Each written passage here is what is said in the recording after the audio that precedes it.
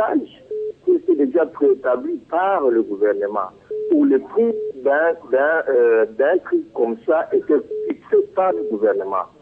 Et cela rendait bien la facilité d'un Congolais de se retrouver dans son achat.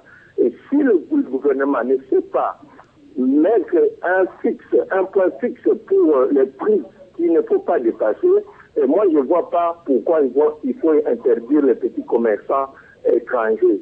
Mais s'il faut interdire les petits commerçants étrangers, il faut que le gouvernement également soit là pour arbitrer, pour fixer les prix, pour que les commerçants congolais ne nous amènent pas dans leurs bénéfices exorbitants. C'est ce que je voulais intervenir. Merci beaucoup pour votre intervention et surtout cette contribution à ce débat, Samuel. Oui.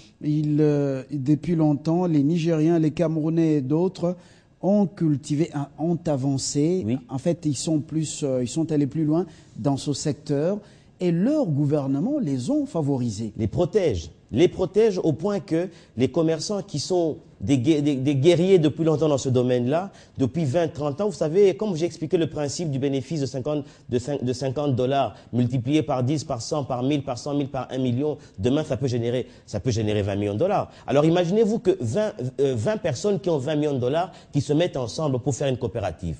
Cette coopérative va le démarrer comme coopérative pour aider d'autres commerçants. Et demain, cette coopérative, impérativement, va devenir une banque avec les normes de SWIFT, avec les normes de connexion, à d'autres réseaux bancaires et devenir des banques telles qu'aujourd'hui, nous voyons la FIBank qui a commencé dans une petite ville au Nigeria et aujourd'hui, elle est jusqu'à Kinshasa. Et c'est possible que le Congolais aussi demain puisse arriver à faire ce genre de choses-là. Je vous ai parlé de l'intégration régionale qui est peut-être, entre guillemets, une belle chose, mais aussi un cauchemar à venir si le Congolais, maintenant, n'est pas protégé. Raison pour laquelle je voudrais prier davantage notre gouvernement que dans sa logique, dans sa politique de commerce, des petits commerces ou de commerce de manière générale, qu'il puisse déjà préparer, visualiser, faire des projections dans les 5, 10, 20 ans à venir. Comment est-ce que le Congo devra se mettre en posture de recevoir cette intégration régionale? Sinon, on ne va plus exister. Alors, pourquoi, au niveau de la FEC, les compatriotes qui sont au niveau de la FEC restent complices et laissent leurs compatriotes se faire asphyxier par les soi-disant banques, que j'appelle moi ces agences de transfert d'argent qui pullulent dans le pays. On les laisse asphyxier les Congolais en leur prêtant de l'argent. Au bout de 2 mois, ils le remettent avec intérêt. Il y en a même qui vendent leurs parcelles maintenant, leurs grandes maisons. Ils sont allés à Dubaï, à Hong Kong, ils sont rentrés après 2 mois. Ils n'ont même pas coulé les marchandises, mais ils sont en train de remettre de l'argent qu'ils n'ont pas pu capitaliser. Alors ça, je crois que la FEC est coupable. Mais raison pour laquelle je ne voudrais pas, parce que vous savez, sous le plan du commerce, vous savez, des fois l'intérêt, elle fait en sorte que la raison se taise. Je ne sais pas si je ne peux pas commencer à juger les amis de la FEC outre mes eaux pour le moment. Moi, ma préoccupation, c'est de pouvoir parler aux législateurs, parler au gouvernement qui sont les parents du... On nous fait signe qu'on a un autre intérêt. Allô, bonjour. Voilà. Alors, moi, je préfère parler aux parents du pays, c'est-à-dire l'État, qui, lui, même si des hommes d'affaires qui sont cupides parce qu'ils veulent voir leur intérêt grossir au détriment d'un demain meilleur pour des gens, mais l'État est celui qui doit être préventif. Il doit créer davantage des cadres, veiller que ces lois soient appliquées. Même tout à l'heure, quand l'intervenant parlait que les Congolais ont des fois des abus dans les marges de bénéfices et tout ça, c'est qu'il existe une loi qui dit que le bénéfice ne devrait pas dépasser les 30%. Et si le gouvernement et si le ministère ne veille pas à ce détail-là, écoutez, il y aura dérive. Parce que tout commerçant a au fond de lui une fibre de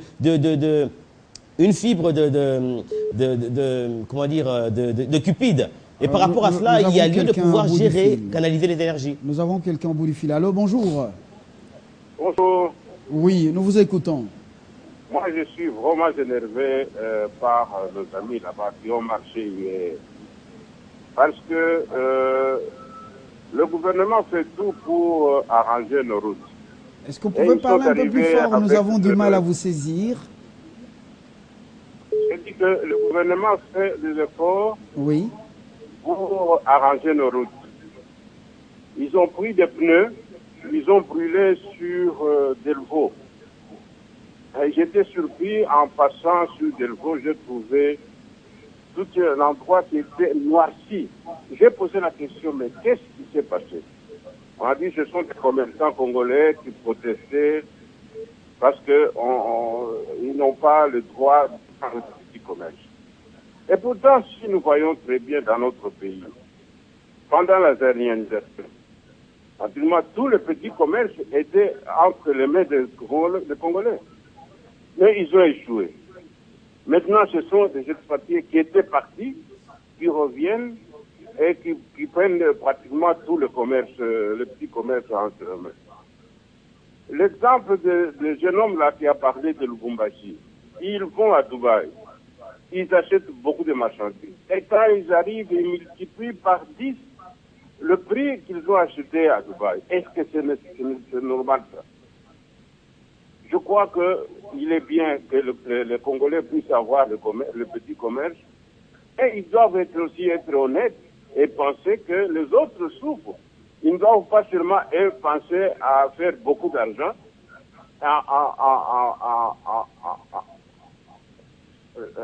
en trompant les autres Congolais. Ils doivent faire un effort. Quand ils le font, et là, les services compétents, est-ce que les services compétents ne font pas leur travail? Les services du ministère de l'économie, par exemple, quand ils vendent à un prix exorbitant ces services, où sont-ils? Que font-ils réellement? Je ne sais pas ce qu'ils sont, hein, mais si, écoutez, les Congolais, jusqu'à présent, est-ce qu'on peut dire que les Congolais n'ont pas eu d'argent? Vous parlez des Nigérians qui ont pu créer des banques. Mais pourquoi est-ce que nous, les Congolais, au lieu d'aller voir un film, par exemple, à Paris, pourquoi est-ce qu'ils n'ont pas créé aussi des sociétés ici et créé des banques? Tout ça, c'est toujours le gouvernement. Mais les Congolais, pourquoi est-ce que nous ne devons pas penser nous-mêmes et créer des sociétés privées pour créer aussi des emplois? C'est toujours le gouvernement. On veut s'attaquer au gouvernement. Mais le gouvernement doit faire des charges fondamentales, mais ce sont des Congolais eux-mêmes qui doivent se prendre en charge. Mais nous ne prenons jamais en charge, nous ne faisons que nous plaindre et accuser les autres. Ce n'est pas sérieux. Merci beaucoup de votre intervention et surtout de cette contribution. Samuel, un peu plus rapidement, je crois que ça tient la route, cette réflexion. Ça tient la route, la réflexion. Parce que je suis aussi d'avis à ce que la culture du travail, non pas du débrouillardisme, soit cultivée. Vous savez, malheureusement, il est vrai de pouvoir parler des bons côtés, il y a aussi lieu de parler des mauvais côtés. Malheureusement, le commerçant, je ne sais pas si c'est à cause du manque exagéré qu'il y a eu à pouvoir subir. Il s'avère que finalement le commerçant a tendance à être cupide et se comporter non pas de manière travailleur mais de manière opportuniste, en se disant que je vends aujourd'hui, peut-être demain le pays va mourir. Alors ça, dans la culture du travail, c'est l'effort. Et par rapport à cela, moi j'aime beaucoup l'image du cultivateur, parce que le cultivateur, c'est l'image parfaite de ce qui symboliserait le travail. Parce qu'un cultivateur, s'il sait qu'il doit semer le maïs, il sait que le maïs a des impératifs et ne peut pousser qu'à telle période. Et par rapport à cette période-là, avant d'y arriver, il faudrait l'entretenir de telle et telle autre manière. C'est-à-dire, ça cultive d'abord en soi la patience, l'attention, une certaine tenue, une certaine manière d'être posé, une manière de pouvoir faire des projections et tout ça, de telle enseigne que quand les maïs vont commencer à germer, ils rentrent dans la récolte et la vente. Après, quand il y a la récolte, il y a l'aspect transport, logistique et autres. Et après, cela commence à voir l'aspect maintenant production-vente. Et quand on intègre la logique du travail, je pense que les gens seront respectueux. Pour le moment, le quinoa, personnellement, je suis un de ceux qui aiment me battre avec l'esprit quinoa. L'esprit quinoa, c'est l'esprit qui n'est pas forcément le côté travailleur, c'est plutôt le côté débrouillardisme. Il faudrait que nos amis commerçants aussi arrivent maintenant à intégrer pour qu'ils ne soient plus fustigés comme on les fustige maintenant, qu'ils puissent arriver à intégrer la logique du travail. La logique du travail est là des étapes procédurales pour atteindre des résultats efficaces. Durant toute la législature finissante, apparemment, le petit commerçant n'a pas été défendu, personne s'en est occupé apparemment, et puis, bon, on accuse faussement la FEC. Alors, on vous écoute, bonjour. Bonjour. Oui, on vous écoute. Oui, j'aimerais dire ceci. Le problème qui est là... Désolé. Alors, est-ce que vous avez eu l'impression que le petit commerçant a eu quelqu'un qui l'a défendu au cours de la législature finissante? Non. Excusez-moi de dire, il est vrai qu'il y a une loi qui a été promulguée, c'est peut-être une vieille loi, qu'on a ressorti encore sur la table parce qu'il y avait la grogne sur la rue. Mais je n'ai personnellement pas vu quelqu'un qui en a fait son cheval de bataille. Et raison pour laquelle certaines ambitions sont en train de naître, parce qu'on dit qu'on est mieux servi par soi-même que par d'autres, comme l'un des intervenants a eu à pouvoir le sortir tout à l'heure. Et voilà. Voilà, on va y revenir. Bonjour, nous vous écoutons. Allô? Oui, bonjour. Allô? Nous vous écoutons. Oui, bonjour. Oui. Oui, je vous appelle à partir de Bâti. Oui. Ce qui est bien, c'est de mettre l'ordre. Tout ce que vous êtes en train de dire là, c'est les conséquences des désordres au Congo. Mettez l'ordre, vous allez voir que ça va passer. Au lieu de créer l'inimitié et tout ça. Que Dieu vous bénisse. Merci beaucoup de votre intervention. Il faut mettre de l'ordre. C'est vrai. Il faut mettre de l'ordre. Parce que, vous savez, c'est bien facile pour les enfants de se plaindre.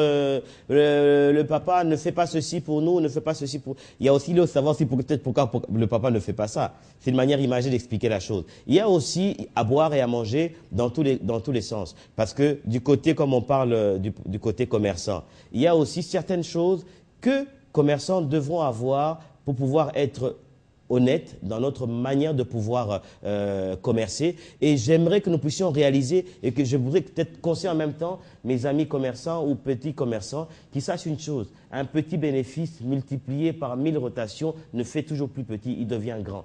Peut-être on ne réalise pas que 1 million, que ce soit 1 million de dollars, 1 million de livres sterling ou bien 1 million de tout ce que vous voulez, c'est 1 fois 1 million. Ça veut